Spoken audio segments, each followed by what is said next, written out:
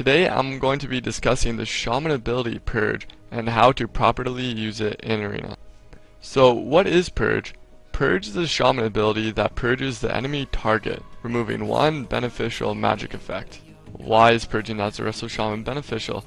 Purging as a Resto Shaman can be good for your team if used correctly because it can help keep your team offensive by purging important cooldowns like Hand of Protection, Hand of Sacrifice, or HOTS from a Resto Druid. Purging can also help your team stay offensive by taking less damage from purging enemy buffs that increase their damage, like a mage's Icy Veins. You also want to be careful when you purge because if used incorrectly, you could put yourself in an awkward spot from being too aggressive, which can make it easier for the enemy team to CC you. You also have to watch your mana when you purge. You don't want to purge too much because that could you and make you fall behind in healing.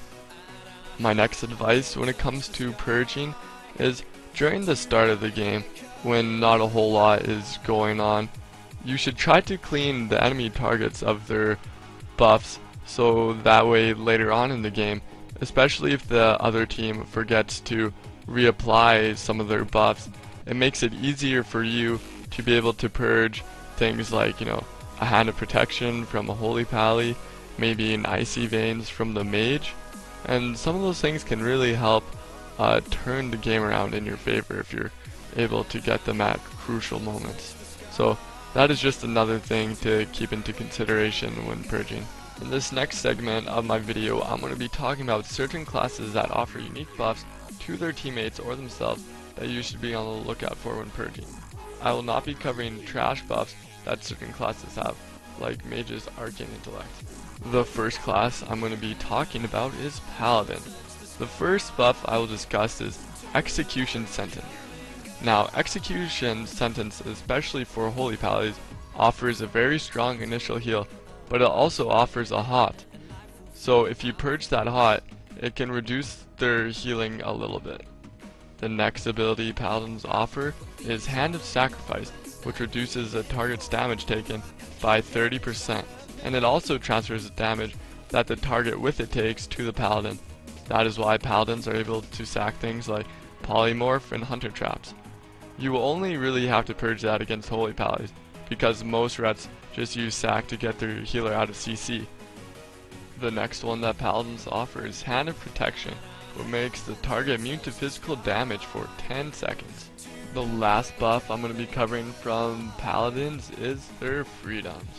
Now, it's important to purge the Pally's freedoms because it reduces the mobility of the target if you purge it, and it makes them kite less effectively. The next class is Mage. Now, mages only offer offensive buffs to themselves, so if you purge those, it can reduce their overall damage and their burst damage. For Frost, the buff you need to purge is Icy Veins, because Icy Veins increases the Frost Mage's haste by 30%. For Arcane, you need to purge Arcane Power because it increases their spell damage by 20%. Now for Fire Mages, the buffs that they get aren't big offensive buffs like Frost and Arcane, but they get them consistently throughout the whole game. Those buffs are Pyroblast.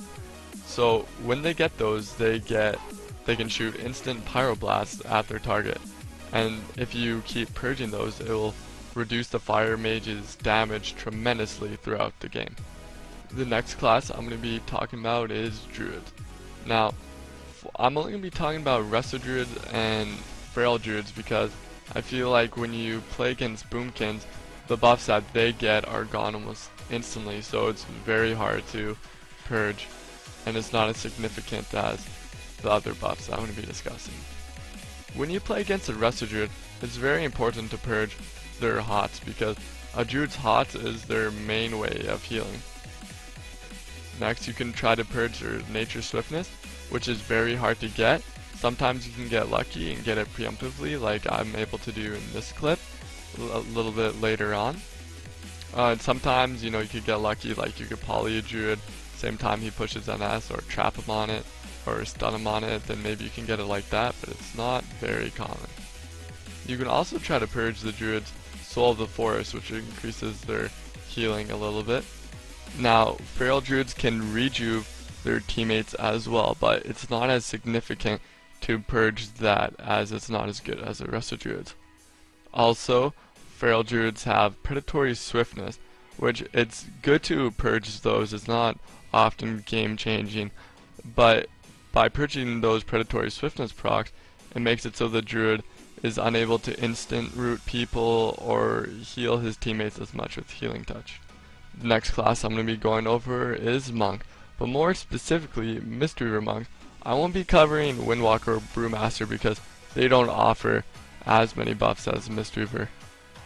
So when you fight against a Mistweaver, you should always be looking for Enveloping Mist. It's their biggest hot, so it heals so much over time. So if you purge that, it will reduce their overall healing significantly, and it will cause them to a little more because they're constantly having to reapply it. The next one that all monk specs can talent into is Tiger's Lust. Now Tiger's Lust is a 70% movement speed increase for 6 seconds. So you need to purge that for the same reasons why you need to purge Freedom, because it will reduce their ability to kite and be more mobile. When you play against Priests, you want to be on the lookout for their shields. Now, of course, you purge their shields, your team is able to do more damage, so you create more pressure. The next one is Fear Ward. Now, depending on the composition you play, it may be more important. Like if you're playing with a Warlock or a Shadow Priest or a Warrior, getting that Fear Ward and landing that extra CC might be pretty good. When you fight against Shadow Priest, they get a proc called Surge of Darkness, which makes their Mind Spikes instant, then do more damage. So you purge those, they do less damage. Now for Disc Priests and Holy Priests, they can run Surge of Light, which makes it so their healing spells have a chance to make their next flash of light free and cost 0 mana. So if you purge that, it can reduce their overall healing by a little bit. Now I'm going to be talking about Shaman. When you play against the Resto Shaman, it's very important that you purge their Earth Shield, because if the Resto Shaman puts the Earth Shield on the target that you're killing, that target will receive 20% more healing from the Resto Shaman. Also, when you hit that target with Earth Shield, it heals them for every hit that you do. You can also purge Riptide, which is a little hot. It's not as important as Earth Shield. For Ellie and Resto Shamans, they can have Spearwalker's Grace.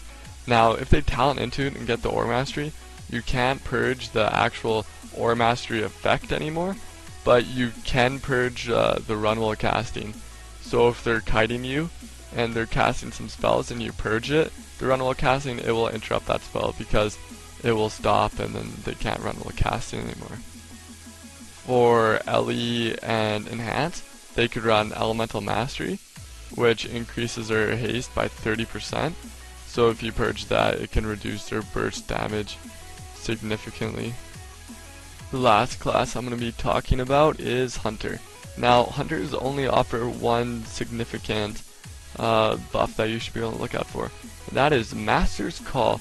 So Master's Call is just a freedom, and I went over earlier on in this video why it's important to purge freedom. So that is it for this video. I hope you guys enjoyed, and if you have any questions, feel free to put it in the comments below. Alright, thanks.